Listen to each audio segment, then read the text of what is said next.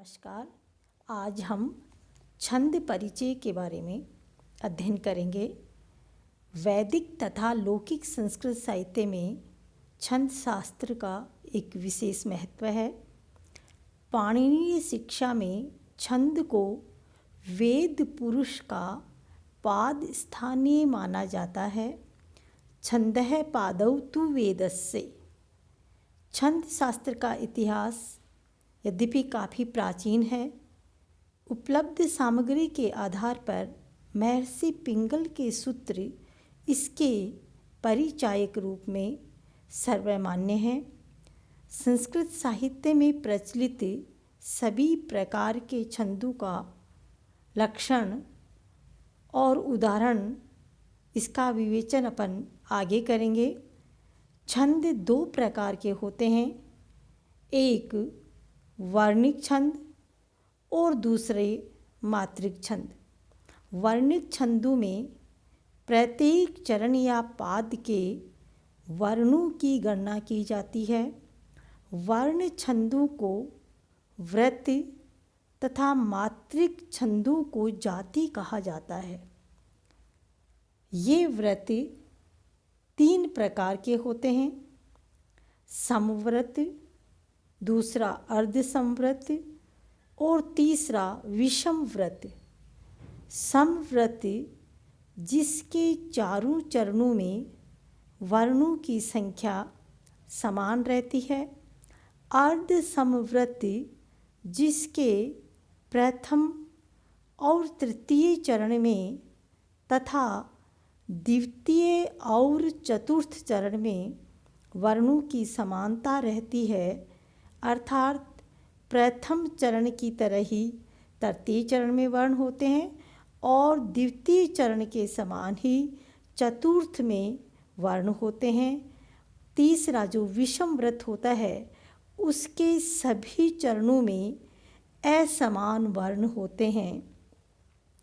गण विधान, वर्णिक जो छंद होते हैं उसमें वर्णों की गणना के लिए गण का विधान रहता है। प्रत्येक गण में 3 वर्ण होते हैं।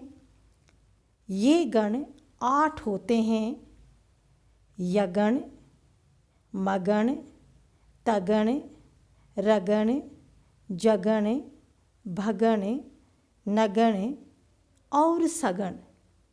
इन गणों के लिए एक सूत्र प्रचलित है, ये माता राजभान सलगा। इसी से अपन गणों का विधान कर लेते हैं। और इसमें गुरु वर्ण के लिए ऐस के जैसा चिन्ह और लघु वर्ण के लिए आई का चिन्ह प्रयुक्त होता है। अब इसमें जो गण होते हैं उनका लघु और गुरु का अपन जब चयन करते हैं कि कौन सा वर्ण लघु है और कौन सा वर्ण गुरु है, इसके लिए कुछ विशेष नियम हैं जो इस प्रकार हैं। नंबर 1, वर्णों की गणना करते समय या मात्राओं को गिनते समय एक मात्रा वाले वर्ण को ह्रस्व कहा जाता है। जैसे क, ख, च, छ, ये, ए, ई आदि ये ह्रस्व वर्ण हैं। और इसके लिए एक मात्रा वाले वर्ण के लिए लघु चिन्ह का प्रयोग किया जाता है। और का, खा, चे, छे, आ, ई आदि 2 मात्रा वाले जो वर्ण होते हैं उन्हें गुरु कहा जाता है।